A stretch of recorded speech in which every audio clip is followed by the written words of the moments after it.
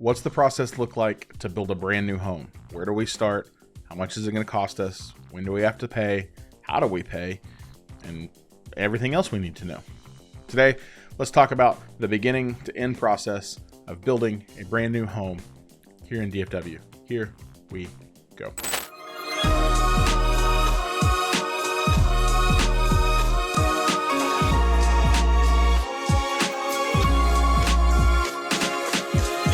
Woo! So you've decided you wanted to build a brand new home, and I love that.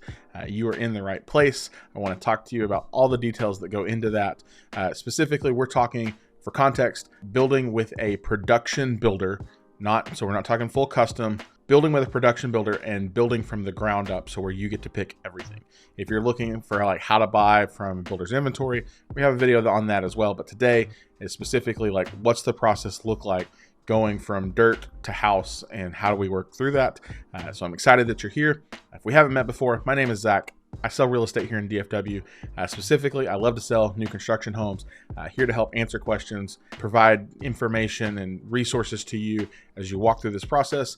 And if you need somebody to help you through that and represent you in that transaction, my contact information is right here. We'd love to partner with you as you build your next home. So let's get into it. We've decided, hey, we're building with a production builder. So think neighborhood development. So it's like, oh, it's Perry, Highland, David Weekley, TriPoint, History Maker, Trophy, Pace Setter. Those, like, you drive down the road and you see, oh, there's a new development and we're buying in that development and we want to build. What does this look like?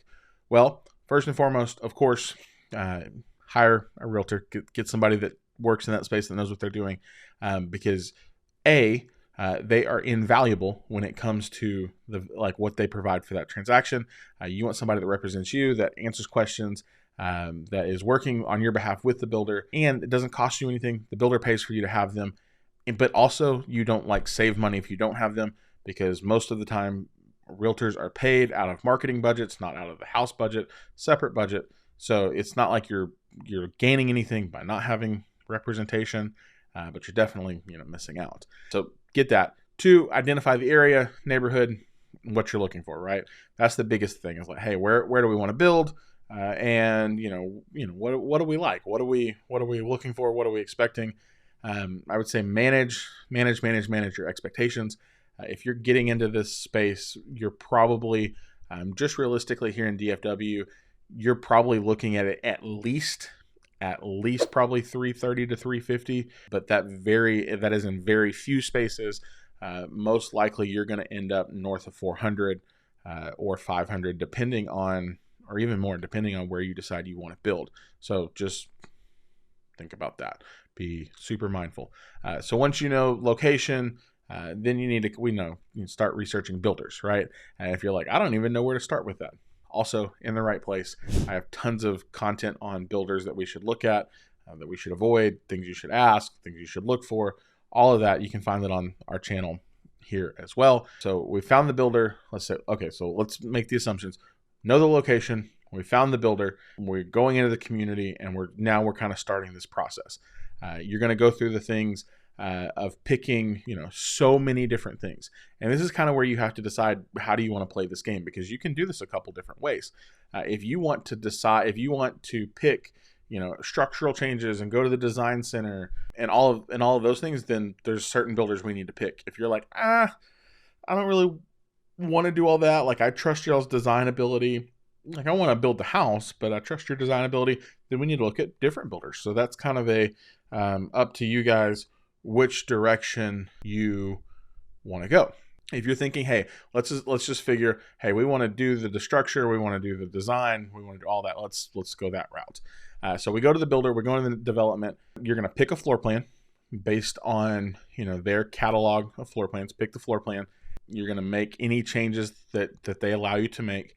Most of the time, those changes are like predetermined, right? So it's like, hey, we're buying a hamburger, and I want to add lettuce and tomato and pickles to it, right? Or they're not like, this is not like, I want to move this wall like this and I want to turn this around like that. It's usually not that on a production builder. It's things like, hey, we're adding a bathroom here, or we're, bumping out our master bedroom, or we're going with bay windows, or we're doing a study instead of a dining room. It's those kind of things, and they're predetermined, like structural changes. Hey, we're adding a third car garage. So you'll make all of those decisions. You'll also make a decision on, elevation, like, so what the front side of the house looks like. You'll make a decision on lot, which is where we're putting that home in the community. Also, a lot of times in newer developments, there are lot premiums if you go with a nicer lot, and those are a range anywhere from $3,000 to $50,000. Depends on the builder, depends on the neighborhood, depends on, are you getting a corner lot? Are you getting a super deep? All of those things, but you don't have to pay a lot premium. It's just like if you want a nicer, bigger lot, you're going to pay for that. You've got to, we got to work through all of those details, and now that we're at the point of contract. So most of the time at contract, you'll get, so it's base price of the home, plus lot premium, plus any structural changes that you decide to make. So, if the base price is $450 and then we have a $10,000 lot premium, and then we're at $460, and then you do $40,000 in, structural upgrades, we're at $500, right? So you'll contract. So contract, this is the things that'll happen. So contract time, they will ask you to get pre-approved with their lender. They are not going to they can't force you to stay with their lender, but most of the time people do stick with the builder's lender because that's where their incentives are tied to. So you're kind of going to get the early pre-approval for this. You're like, this is going to take 6 months. And you're like, yeah, it's going to take that time, but we have to know that you're good for the loan before we start and do the takedown process of how this works. So get pre-approved with the lender, sign the contract with all the details in there. And that contract will include lot, premium, purchase price, base price, upgrades, any incentive money that you're getting. So most of the time with builders, if you're building from the ground up, you will get 2 sets of incentives. You'll get a design/structural incentive that you spend in it's like, hey, we're going to give you $20,000 to $30,000 in structure and design upgrades. Spend that however you want to spend it.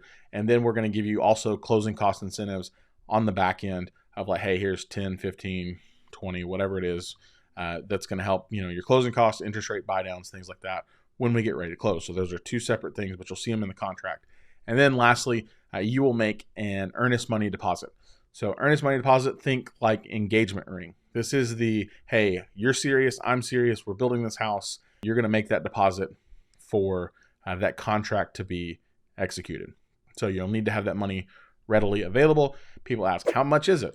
It depends on the builder, it depends on the neighborhood.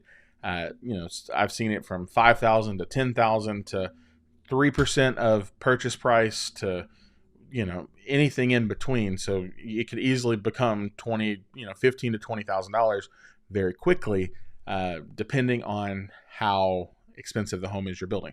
So be mindful, that's going to be due probably within the first week of you writing that contract, or even sooner than that.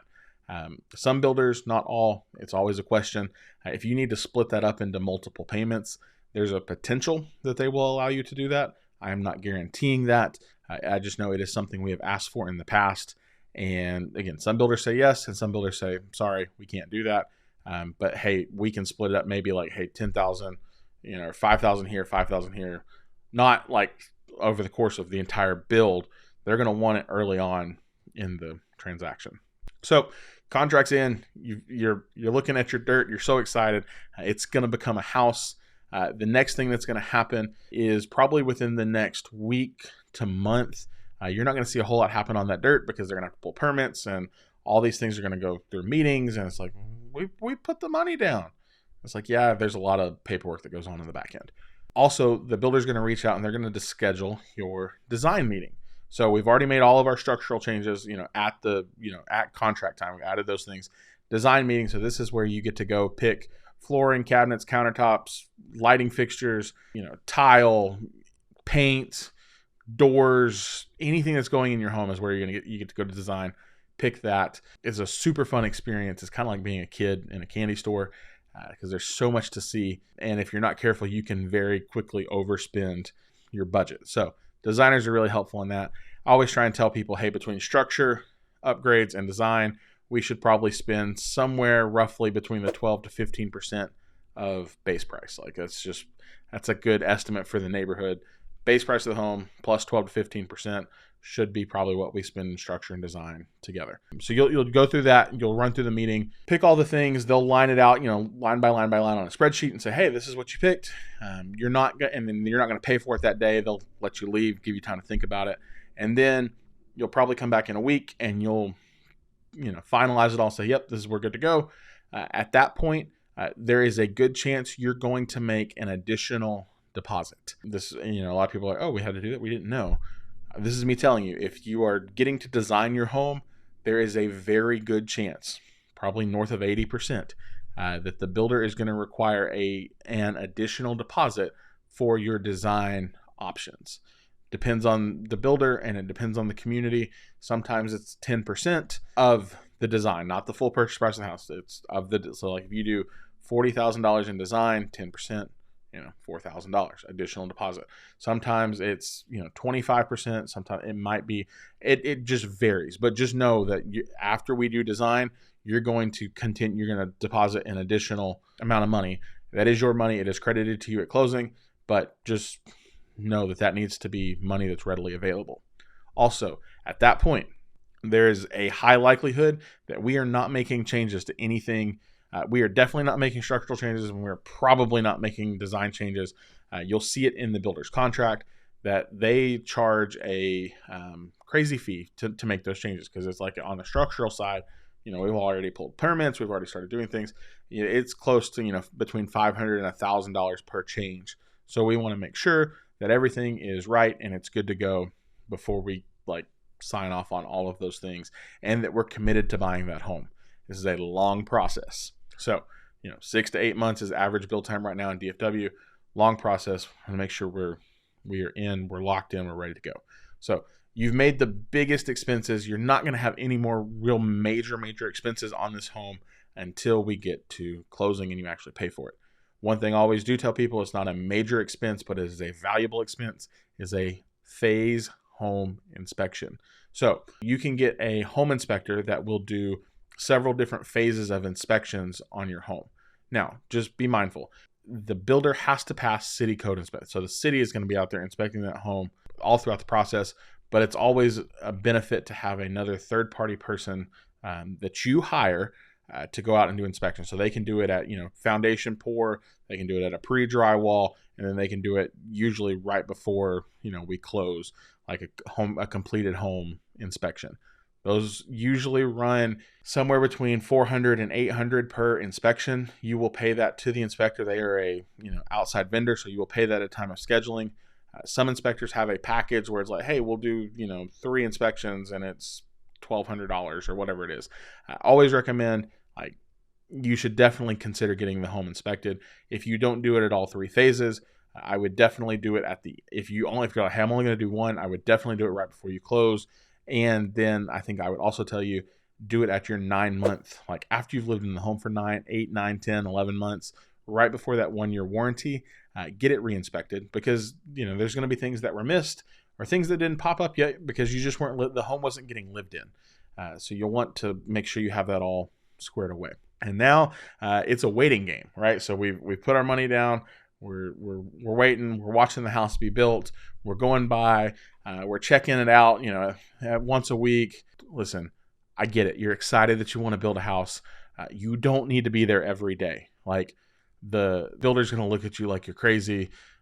Please don't just sit outside your house and watch every day, because you're going to be stressed, and you're going to if you went and sat on an assembly line and saw how your car was built, it would stress you out. Don't do that to yourself. Yes, go check on the progress. Go, enjoy seeing it come together, but don't sit there every day and watch it be built, because you'll be stressed. Also, it is a job site. It is a construction site. So if you've never actually, been around a construction site, you just have to know that they are a little bit chaotic and a whole lot of mess. And so you'll be like, oh, that's weird. Builders try to do a good job of containing the mess and the nastiness at times of, trash and things like that. But sometimes you'll walk in and be like, oh, this is not what I expected to see. So check out your home, take pictures, enjoy the process, but don't stress yourself out too much about it. Again, because it's a long process, so you got to make it through that. Once we get closer to the end of your project, Big milestones are always, hey, when when we're dried in, which means, roof, everything's sealed and they're working inside the house. That's always a cool milestone. Once we see cabinets and countertops go in, that usually means we're probably about 60 days, give or take a week, 60 days from closing. So that gets exciting. That'll be the point that the lender will probably reach out and re-verify your qualifications. Make sure you still qualify with what the interest rate is. Make sure you're still employed. Make sure you haven't added any crazy amounts of debt, and kind of start working through that process to close out your loan file. So at that point, if they start asking for additional documentation, you're like, oh, I provided this documentation, they're probably going to ask for it again. They're re-verifying. Also, let me backtrack just for a second. People have asked before, hey, do you think we can negotiate at the design center? And it's like, honestly, you're probably not going to negotiate there. Those are set prices based on, labor and material. So there's probably not going to be a ton of negotiating there. We do a lot of our negotiating on the front end, like for more incentive money, or, a decrease in lot premium, maybe a little bit off the purchase price. But when we get to design, like, you're not going to say, hey, yeah, can y'all do that for $1,000 instead of $1,200? Like, that's just not how the process works with a big builder. So you need to go back and say that. But we're getting forward into our build time. Like I said, so we've got cabinets, we've got countertops. We're probably 60 days from closing. Lender is reaching out. They're re-verifying all of our funds, re-verifying all of our loan, laying out our options of how we can do this. And then we're getting close. Now it's super close. So now we get to the point, we are probably 2 weeks, 10 days from closing. At this point, the builder will come in and schedule a blue tape walk or a new home walk or orientation. Those terms are all synonymous. Basically what that means is they're going to come in and they're going to show you how everything in your home works. Where your gas shutoffs are, where the electrical panel, how it all works. Like, you're going to learn everything about your home. You're also going to go through and mark it for deficiencies. You take a roll of blue tape and, mark. And it's like, oh, hey, there's scuff marks here. There's, this floor, this tile is chipped and it needs to be fixed. All of those things you're going to walk through, document all of that. Always tell people that's the best time to have a home inspector come through. Usually 2 days before, let the home inspector go through, give them the report, and then you can take that report with you to your walkthrough and hand it to your builder and say, hey, here's also the things we found that we would like to have fixed before we close. They do this, like I said, 2 weeks before closing, because that gives them plenty of time to get all of their contractors back through the home and get that home squared away, ready to go. And their incentive is to get that closed, because a lot of times a builder, like the building superintendent or the community overseer, their bonuses are tied to that home closing on timeline. So like, once they show up on that timeline, like, they have to get that home closed. It's usually what is tied to their bonus. So they want to get it. You're like, oh, we've got so much to do. How is this going to happen? It's like, trust me, they will get done a ton in 2 weeks. You'll be so surprised. So you're going to do that. And then either the day of or the day before closing, depending on how the company wants to do it, you're going to come back and you're going to do a final walkthrough of your home. And they're going to say, hey, yep, it was good to go. We did all the things we said we were going to do. We're ready. Let's go sell you this house. At that point, the builder will rekey your home, because, like, through the construction process, it's on a singular master key because there's so many trades in and out of the community. So they will rekey your home so that some random person doesn't have a key to get into your house. They'll have it professionally cleaned one more time. They will change out the air filter. If they don't, just ask and say, hey, can we get a new air filter in? Because there's all this construction dust and dirt and pollen and nasty. Can we get a new air filter? Most of the time, builders will take care of that without asking, but I always like to ask. You will go to closing. You'll wire the rest of your funds. You'll use your closing costs. You'll get your credits on your closing disclosure for the deposits you've already made. And then, you did it. You bought a new house. You built a brand new, beautiful home, and you get to move in, and it's going to be great. A couple quick reminders after move-in, and I will tell you this as we work through our process. Make sure you change all your utilities over into your name. Make sure you forward your mail. Make sure you take care of all of those things. Make sure you hire movers. Like, please hire movers. I tell people all the time, like, your friends, they don't want pizza and beer anymore. Like, they just don't. They don't want, and you don't want to be frustrated. Like, budget for movers to come help make that process a smooth transition. And then you enjoy your home. And then, of course, you set your calendar, pick up your phone for a 9-month reminder to schedule your secondary home inspection before your 1-year warranty is up. So you did it. That's great. We made it. You're looking to build here in DFW. You have questions. I would love to answer those for you. My contact information is right here. Do me a favor, send me a text, email. I'm here for you. I'm here to answer and be an advocate, to work on your behalf, get you the best deal possible, and help you build that dream home. But I can't do that if you don't reach out. So whether you're relocating here to DFW or you are finding something because you're already here, I'm happy to help any way that I can. If you want to, you're decided, hey, maybe I don't want to build and you want to look at some inventory, new construction, there's a link to do that down below. If you need to book time on my calendar for us to have a face-to-face, Zoom, Google, whatever, you can do that. If you found value in this video, thumbs up goes a long way, helps me help more people. And of course, if you want to continue to learn about new construction here in DFW, we have videos coming every single week. So subscribe to our channel, and we will see you guys in our next video. Bye for now.